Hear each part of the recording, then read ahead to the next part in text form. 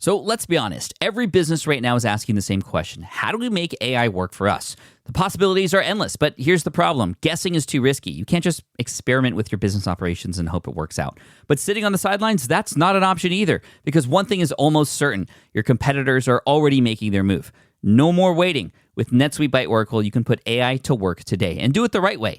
NetSuite is the #1 AI cloud ERP trusted by over 43,000 businesses. It's a unified suite that brings your financials, inventory, commerce, HR, and CRM into one single source of truth. And that connected data, that's what makes your AI smarter. So it doesn't just guess, it knows. It intelligently automates routine tasks, delivers actionable insights, and helps you cut costs while making fast AI-powered decisions with confidence. Here is what I love. You've got total flexibility. With NetSuite AI Connector, you can use the AI of your choice and connect it to your actual business data. That means you can ask every question you ever had. Who are my key customers? What's my cash on hand? What are my inventory trends? Plus, automate those tiresome manual processes. Let's see your competitors do that. This isn't some new bolted-on tool you're trying to make work with your existing system. This is an AI built into the system that runs your business to help you stay ahead of the pack. If your revenues are at least in the 7 figures, get our free business guide, Demystifying AI, at netsuite.com/SPI. The guide is free for you at netsuite.com/SPI, netsuite.com/SPI. So let me ask you something. Does your computer feel slower than it used to? Does it heat up when you open a few tabs or sound like it's preparing for liftoff every time it runs a scan? Here's the thing. Your device probably isn't the problem. Your antivirus is. A lot of big-name antivirus programs have become bulky, complicated, and full of pop-ups and upsells that slow everything down. And in a world where AI has completely changed the cybersecurity game, where scams are smarter, malware is faster, and phishing emails look shockingly real, you need protection that can actually keep up. And that's where WebRoot comes in.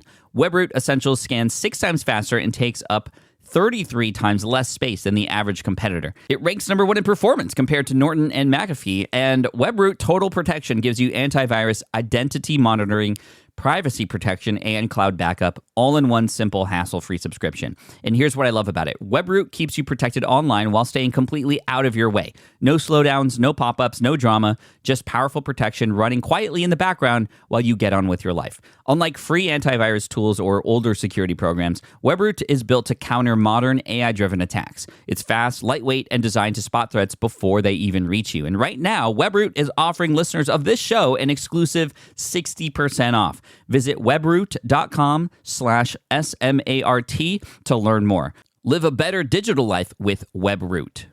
Is your business taking off? Well, now's the time to act fast and hire help, but it can't just be anyone. Find the person who gets your brand and has the skills that matter on Indeed. No more struggling to get your listing noticed on other sites. With Indeed Sponsored Jobs, your post stands out and attracts the right candidates fast, and it really works. Sponsored jobs are 90% more likely to result in a hire, so this is truly the best way to reach top talent. That's how I do it if I were looking for anybody from podcast editors to community experts. Background matters, and Indeed allows me to narrow my search to people with the right experience and know-how. Possible candidates with years of experience on shows just like this one. And here's the thing with Indeed Sponsored Jobs. I get people who actually fit my requirements. No more digging through resumes. Plus, you only pay for results on Indeed. No monthly subscriptions, just a boost when you need to hire fast. So spend more time interviewing candidates who check all your boxes. Less stress, less time, more results. Now with Indeed Sponsored Jobs. And listeners of this show will get a $75 sponsored job credit to help get your job the premium status it deserves at Indeed.com/SmartPassive. Just go to Indeed.com/SmartPassive right now and support our show by saying you heard about Indeed on this podcast. Indeed.com/SmartPassive. Terms and conditions apply. Hiring, do it the right way with Indeed. All right, I want you to do something for me. I want you to think about the last 3 things that you bought online. It could be anything, a course, a book, a gadget, whatever it might be. Okay, you got it in your head? Good. Now, here's your question. How did you discover those products or services? I'm willing to bet that at least 2 of them came in from a recommendation. Maybe a friend shared it on their Instagram story. Maybe a YouTuber you trust mentioned it. Maybe somebody in a Facebook group said, hey, you have to try this. This is word of mouth marketing in action. And here's the crazy part. It's not just the most powerful form of marketing. It's also completely free. No ad spend, no fancy funnels, no complicated automation sequences, which are important. We've talked about these things before, but just like people talking to people about things they love, this is a marketing strategy that works. And today we're going to go deep on how word of mouth really works why it's even more powerful today in our digital age than it was when your grandparents were passing along recommendations at the local diner, and most importantly, how you can spark it for your own business, how to get your people to share your business via word of mouth. I'm going to share some real stories from my own journey, including how a single podcast listener turned into my biggest advocate and brought in over $100,000 in revenue just by talking to her friends. Man, you heard that right, $100,000 from one person's word of mouth. So whether you're just starting out or you've been in business for years, stick around because this episode might just change how you think about growing your audience forever. And in my opinion, this may be one of the most important episodes because of the age that we live in now, the age of AI. Because that's, making it very difficult to do all these traditional digital marketing things like SEO and funnels and things like that, which again are important, but I think this is more important. Let's do this. Let's start, however, with a little history lesson, because I think understanding where word of mouth comes from is going to help us understand why it's so powerful today. And before there was Google, before TV or even radio, how did great ideas spread? How did people discover new products, new services, or new opportunities? Word of mouth, right? Pure and simple. Think about it. Every major movement in history started with conversations. The Renaissance spread through scholars talking to each other in coffee houses and things like that, right? The American Revolution was sparked by people gathering in taverns and sharing ideas.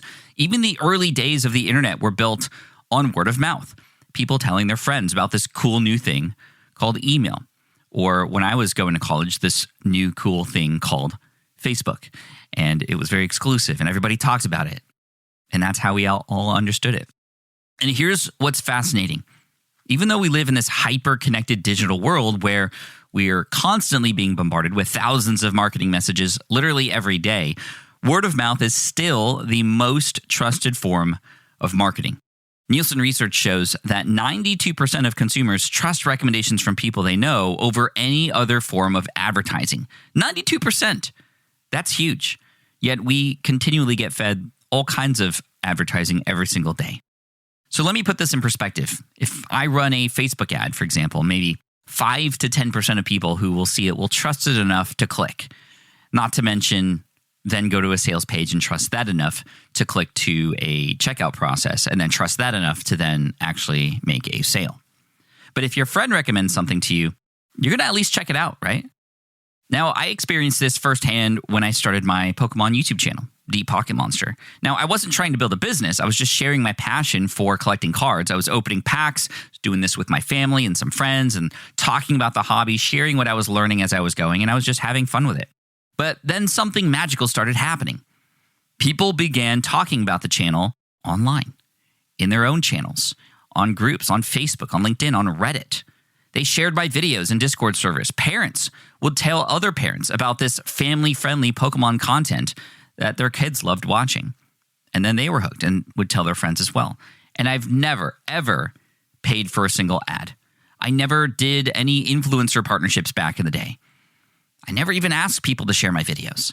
The entire channel, which now has over 2.25 million subscribers, it grew purely through the algorithms, yes, but definitely through word of mouth. People always tell me that they share the channel with their friends. They have groups of friends over and they watch the videos together.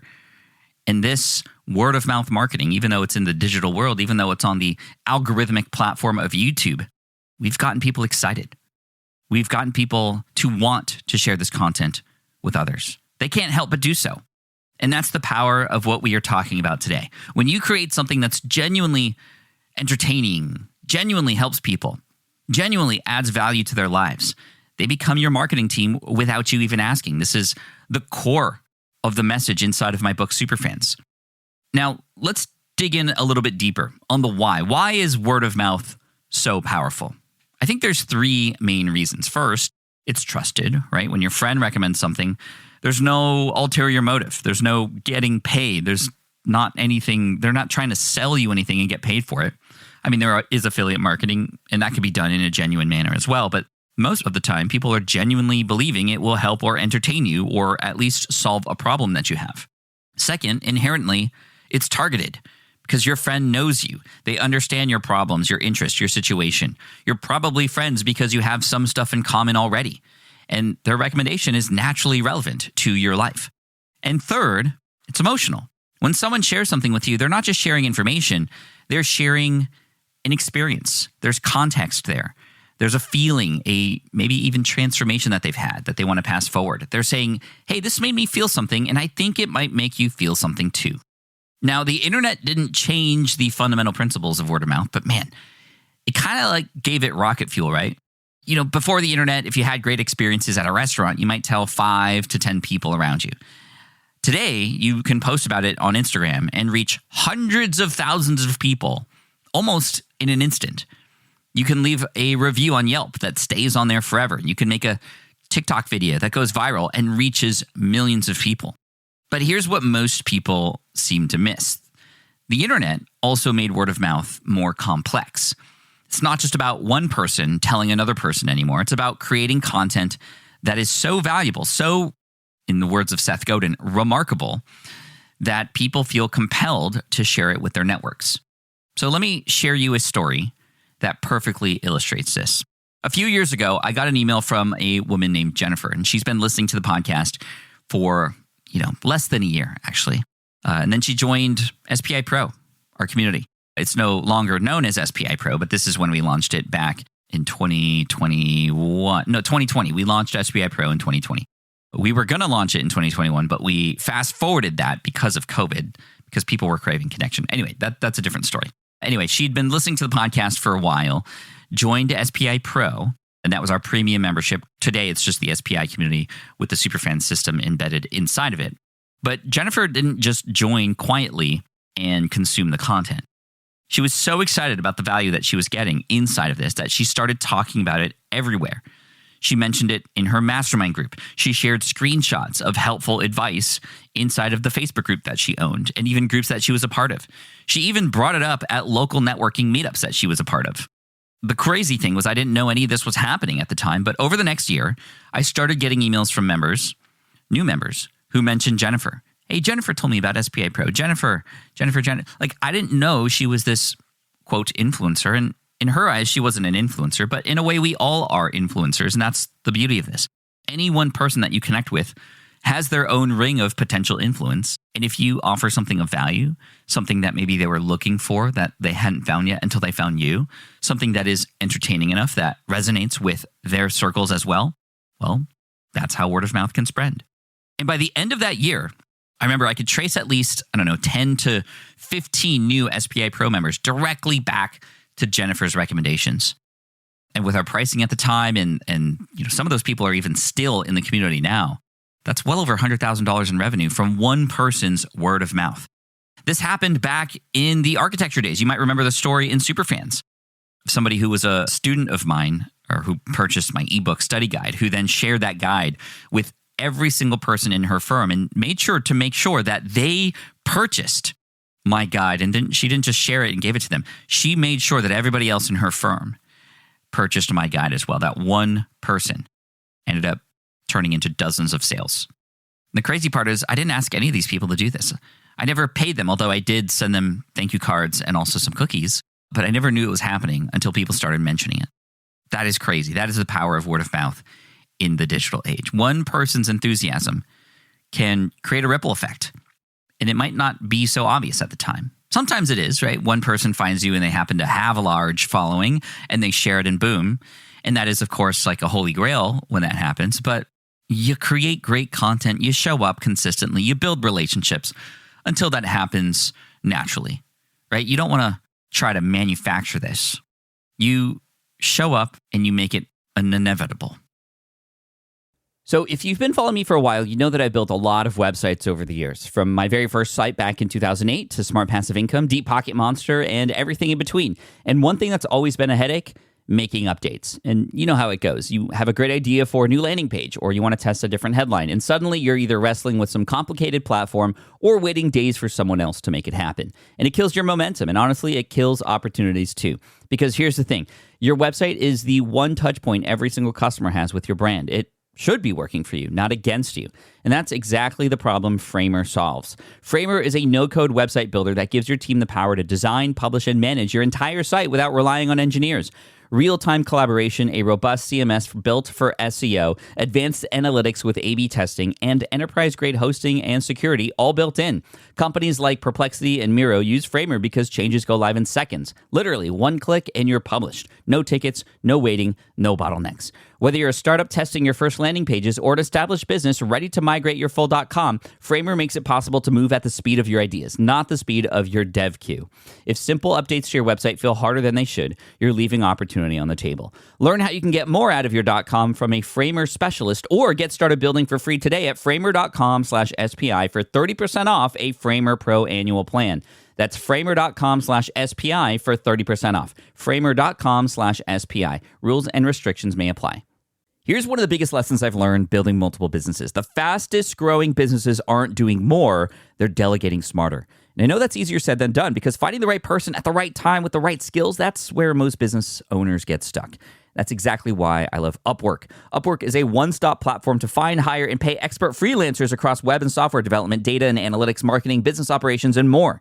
We're talking fast access to specialized talent across 125 plus categories, so you can fill skill gaps, launch projects faster, and scale support up or down without committing to full-time headcount. You can browse profiles, review past work, and even get help scoping the role so you hire with confidence and get started quickly. And with Upwork Business Plus, you get access to the top 1% of talent on Upwork with AI-powered shortlisting that matches you to the right freelancer in under 6 hours. No endless searching required. Upwork also handles contracts and payments in one place, cutting down all of that operational hassle so you can spend more time actually running your business. Thousands of businesses already trust Upwork for everything from one-off projects to ongoing support, and it's completely free to sign up. Posting a job is easy. Stop doing it all yourself. Delegate smarter with Upwork. Visit Upwork.com right now and post your job for free. That is Upwork.com to connect with top talent ready to help your business grow. That's UPWORK.com, Upwork.com. Today's word of mouth happens now across multiple channels. Social media shares, stories, private group chats, DMs, email forwards, comments, reviews, podcast mentions, video testimonials, YouTube, Reels, Facebook, Snapchat, and even face-to-face conversations, conferences. The key is understanding that each channel works differently. A share on X is different from a private text message, which is different from a YouTube comment, which is different than a private Facebook group. Your job as a business owner is to create content and experiences that fit naturally into these different sharing contexts. So let's dig into the psychology of it. Why people share. This is crucial to understand as well. They don't share because they just want to help somebody. There is a lot more to it. It's not random. And if you understand why people share, you can create content that naturally gets shared. So first, people want to look smart or helpful. Sharing is a very selfish thing. It's interesting to think about it that way, but it is. I think sharing is great. I share all the time, and I want to help people. But also, I know that helping people also helps me too. That is a byproduct of it. If that's the reason why you do it, though, if you consciously go, ooh, I'm going to share this because I know I'm going to get something back in return, well, then it's a little bit different, right? There's a little bit of a gray area here. But when someone shares something, they're essentially saying to their network, look what I found. I'm the person who discovers this valuable thing, and now I want to share it with you. They want to be seen as a curator, somebody who's plugged in and finds the good stuff and becomes a resource for that. That helps with status, that helps with authority, and it also helps you feel more connected. And those aren't bad things. Second, speaking of connection, that's what they want. Sharing creates bonds. When I share a podcast episode with a friend, I'm not just sharing information. I'm sharing, hey, I thought of you when I heard this, and this reminded me of your situation. It's a way to strengthen relationships. So if you can create content that helps people strengthen relationships, that's going to be incredible and helps you and helps the word of mouth gain velocity. And third, they want to be a part of something bigger, right? People love being early adopters. This is an important one. They love being early to share something. They want to be the first to let people know, the announcer, being part of a movement, being in the know about something special. When they share your content, they're inviting others to join something they're excited about. But it doesn't have to be big, right? It could be like, just take, for example, anybody who comes to California to meet a friend and you go to In-N-Out. What does that friend who has been to In-N-Out before, who's treating you for the first time say? They say, oh, I got to tell you about something. It's the secret menu at In-N-Out. You can get your fries animal style. You can get your burger animal style. It's not on the menu, but man, let me be the person to share with you this really cool thing. And yeah, we want to do that because maybe our friend would want something animal style, but it also shows that we're in the know. And that's just a clear example of how things happen online.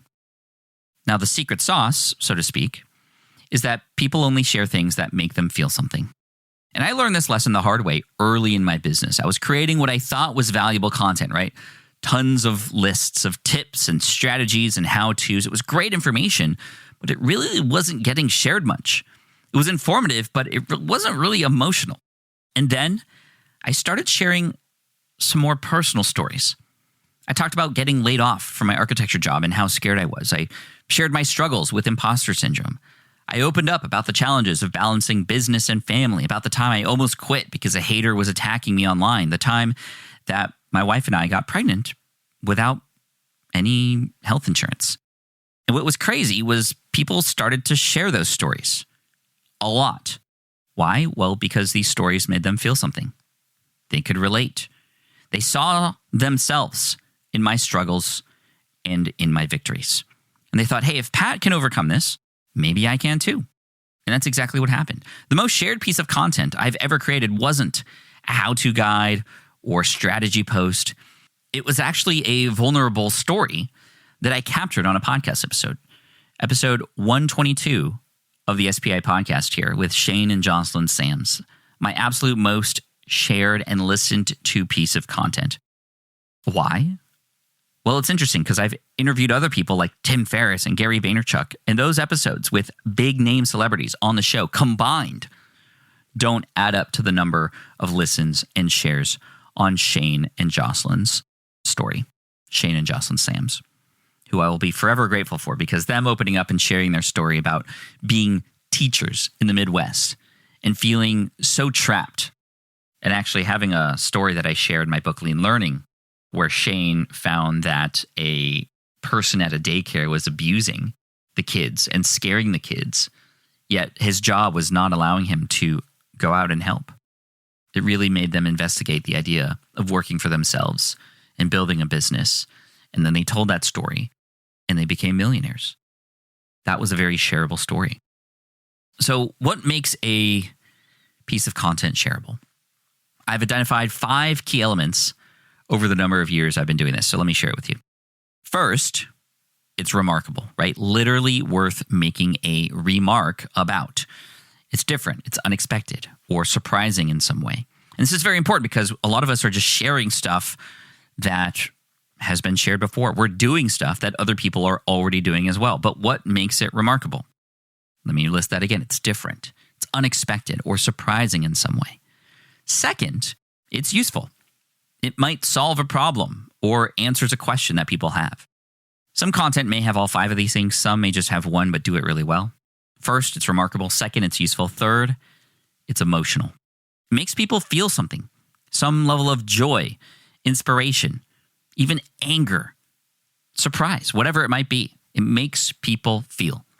And if you can move people emotionally, you can move them into a call to action of any kind. Fourth, it's easy to share. And this is important. A lot of times when we create stories or other things like this, we don't actually have a mechanism. This is what was difficult with podcasting. It was often hard to share unless you knew what you were doing and you had an email list and all those kinds of things, because podcasting, people don't just like click a button to share it often as much as they do social posts. But having it be easy to share, the mechanics of sharing being simple, and you've made it clear, you've actually given a call to action to share, that makes it easy to share. And fifth, it makes the sharer look good. Sharing it reflects positively on them and their judgment. The best content hits multiple, but the most viral can hit all 5.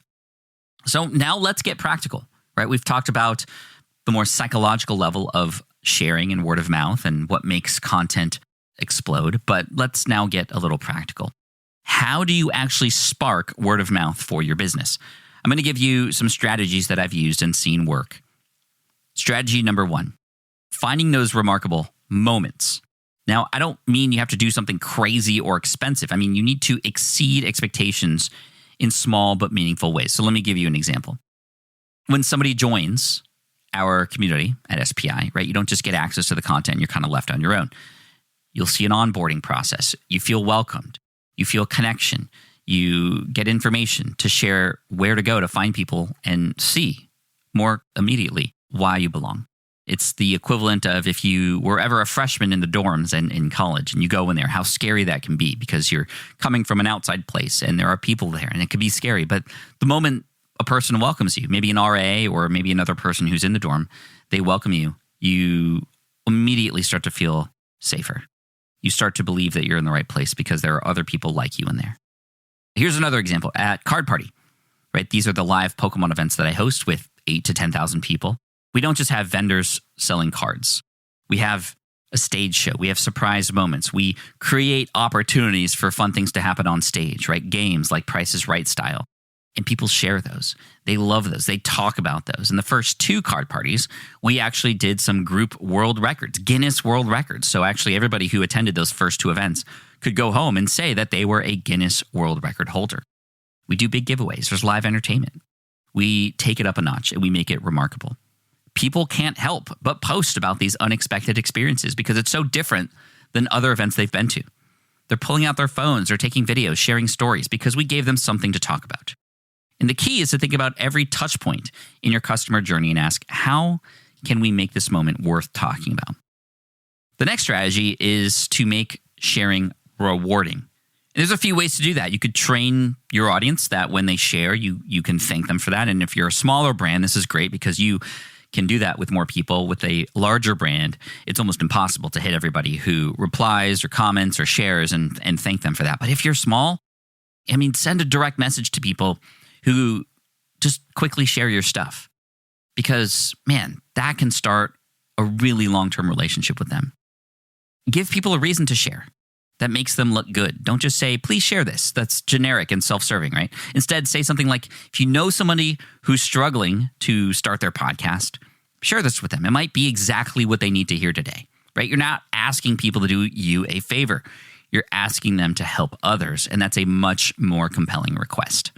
And again, thank people who share your content. Even if you spotlight just 1 or 2 people, it demonstrates that you are paying attention and are, in a way, rewarding with a sense of belonging, with a sense of attention to those who do take action with you. Next, build a community, not just an audience, right? Audiences consume. Communities participate. And by participation, they, by proxy, also share. In the SPI community, we don't just share content. We facilitate conversations. We ask questions. We encourage members to help each other. We celebrate wins together. When people feel like they're a part of something, they naturally want to invite others to join. The members share wins with each other every single week, and we love it. And oftentimes they do it on their own, and we celebrate that. Next, tell stories worth retelling. Stories are the original viral content. They're memorable, they're emotional, and they're easy to pass along. But not all stories are created equal. The best stories for word of mouth, they're relatable. Your audience sees themselves in the story. They have a clear transformation. There's a before and an after that people can understand. They've either gone through it themselves or they want to go through that themselves too. Those are the stories that people will remember because, again, they're relatable. If it's not relatable, why would they remember it? And if they can remember it, they are likely to retell it.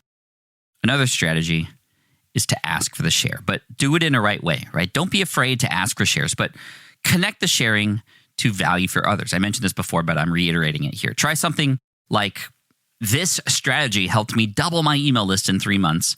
And if you think it could help somebody in your network, feel free to pass it along. Or maybe, I wish somebody had told me about this when I was starting out. So if you know somebody who's just beginning their entrepreneurial journey, would you share this with them? So you're positioning the share as a way to help others, not as a way to help you. That makes all the difference. Now, how do you measure something as organic as word of mouth? It's definitely trickier than tracking ad clicks, but it's not impossible. So looking for direct referral traffic to your website, if you're looking at the analytics, people typing in your URL or clicking links that aren't from your marketing campaigns, that's one way to potentially gauge. It's not a perfect way to do it, but it is a signal. You can look also in your analytics for people who are searching up the name of your brand in Google, right? They're not going to the domain directly, but they're using search terms with your brand name or real name in it to then find you. That's another way that's similar to determine if word of mouth seems to be working or not. And the more that people are doing that, the more word of mouth is happening. Again, it's not a perfect gauge, but it's something that can help you understand. You can look out for comments. This isn't, again, something that is scalable, but it is something that, yes, AI can help you with. Look out for comments that say things like, my friend told me this, or somebody recommended your podcast. You could survey, of course, and find information that way about how they discovered you. That's also great. And there are analytics on social media that you could pay attention to as well, from shares to saves and those kinds of things. I also pay attention to the language people use when they contact me, right? When somebody says, I heard about you from, or somebody in my mastermind group recommended, again, a signal that word of mouth is happening in real time. When you identify your word of mouth champions, this is very important. The champions in your brand, the people in your brand who consistently share and recommend your work, nurture those relationships. Find out who those people are. These are your super fans, and they are worth their weight in gold. Send them early access to new content. Ask for their feedback. Feature their success stories. The more value they feel, the more they're going to continue to advocate for you, right? Like Jennifer, the person who I mentioned earlier, who brought in over $100,000 in revenue to the SPI community, or through the SPI community. I remember sending her advanced copies of my book and asking her for input. And she's moved on from the SPI community now, but she got exactly what she needed out of it. And I know you could too. So come over to the SPI community if you haven't already, smartpassiveincome.com/community, because I'd love to build a relationship with you. And we have Liz there, who you might have heard in the last couple episodes, who's amazing. She's getting super involved with helping foster this incredible and growing community that is SPI. Because we want to help you build and find your super fans as well. So let me wrap up with the key takeaways, because I want you to walk away with actionable insights that you could literally use right now. So first, word of mouth, still the most powerful form of marketing. And the internet has made it more powerful than ever, right? It scales that ability to have word of mouth happen. One person's recommendation can now reach hundreds of thousands of people instantly. Second, people share things that make them feel something and make them look good to their network. So focus on creating content that's emotional, relatable, useful, and remarkable. Third, you could spark that word of mouth by creating a remarkable moment and making it easy to share, having a call to action to share, but making it not a favor for you, but something that can help them look good, something that helps others. Give them something amazing to talk about. So here is your challenge for this week. Pick one piece of content that you've already created, maybe recently, and ask yourself, would I share this with a friend? Why or why not? I want you to reflect on that, because in most cases, we haven't thought about these kinds of things, and it's likely going to be a why not. But I want you to learn from the content that you have. There might be a way to re-engage with that content or resurface it or recycle it in a way that allows you to include a, yes, I would share this with a friend. And then I want you to take one action that makes it more shareable. Just do that. Make it more shareable. Maybe it's adding a personal story that makes it more emotional. Maybe it's creating a quote graphic that makes it easier to share. Maybe it's simply asking your audience to share it with somebody who needs it. Remember, every movement starts with a conversation. And is your stuff worth having a conversation about? What will your audience be talking about this week? How can you incite that conversation? Now, before you go, I want to leave you with this final thought. In a world full of ads, algorithms, and artificial intelligence, authentic human recommendation is more valuable now than ever. Your job isn't to game the system or trick people into sharing. It's to create something so valuable, so helpful, so remarkable that people can't help but talk about it. When you focus on serving your audience at the highest level, when you create genuine value and build real relationships, word of mouth happens naturally. And that's when the magic really begins. Thank you for listening, everybody. I really do appreciate you being here, and I look forward to catching you in the next episode. If you haven't listened to the previous couple, Liz and I joined forces in some joint conversations about some things that may be important for you to listen to as well. So listen to 930 and 931. This is episode 932, and I look forward to serving you in 933 and beyond. Thank you. What up? Liz Wilcox here. I have to tell you about something that genuinely changed how I think about building a business online. Look, I turned a $9 offer into multiple six figures without a single ad. It sounds unbelievable, but the secret wasn't some fancy funnel or a viral moment. It was relationships. I'm talking real human. I actually know your name relationships with the people on my list and inside my community. And that's exactly what the Superfans system is built on. It's a step-by-step framework that takes you from wherever you are right now, whether you're just starting out or you've been at this for a while, and it gives you a clear, focused path to building an audience that doesn't just follow you, but genuinely loves what you do. We're talking courses, community, a live support, and a system that's actually doable. We don't want to overwhelm you. We want you to stop guessing. And so we're going to give you this real roadmap to your real superfans. Are you ready? Yes, you are. Head to superfans.smartpassiveincome.com. Let's get you started.